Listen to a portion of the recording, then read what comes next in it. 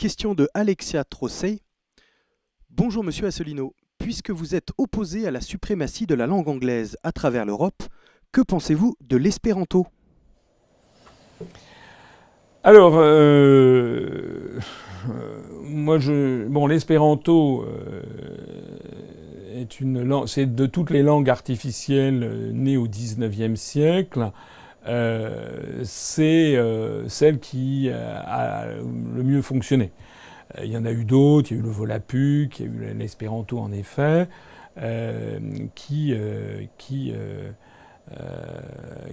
continue à se développer. Moi, je ne méprise pas du tout l'espéranto. J'ai personnellement une petite, mais là je livre le fond de ma pensée, j'ai personnellement un petit doute, surtout après tant de décennies, sur le fait que quelque chose qui est une création purement intellectuelle, une création de synthèse, puisse jamais un jour s'imposer. Je crois que ça n'est pas comme ça que les langues apparaissent. Il faut qu'elles puissent s'incarner dans des très nombreux locuteurs. Mais je connais, un ami espérantiste qui m'a fait valoir toute une série d'autres arguments. En attendant, je signale que notre charte fondatrice de l'Union populaire républicaine a été traduite en espéranto.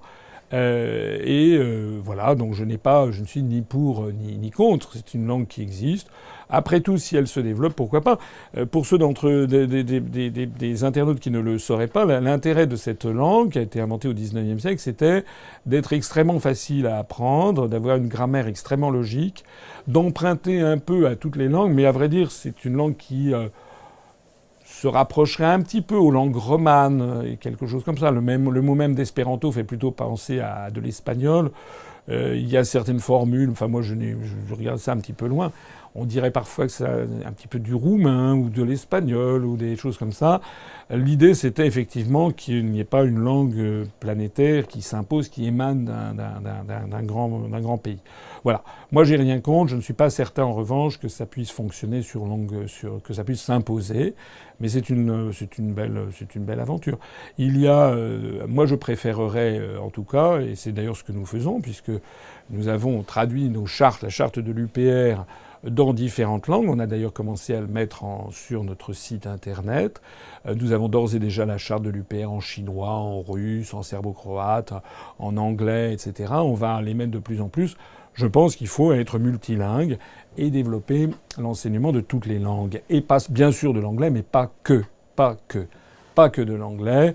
Moi, quand j'étais étudiant, j'avais appris l'allemand. Quand je suis allé au Japon, j'ai appris un peu à parler le japonais. J'ai passé le japonais en deuxième langue à l'ENA. Et dans notre programme, il y a l'idée de développer l'enseignement des grandes langues du monde, que sont le japonais, le chinois, le russe, le portugais brésilien, l'espagnol bien sûr, l'arabe, l'hindi, et puis d'autres langues peut-être un peu plus rares, mais qui sont également importantes, comme le vietnamien ou le persan par exemple.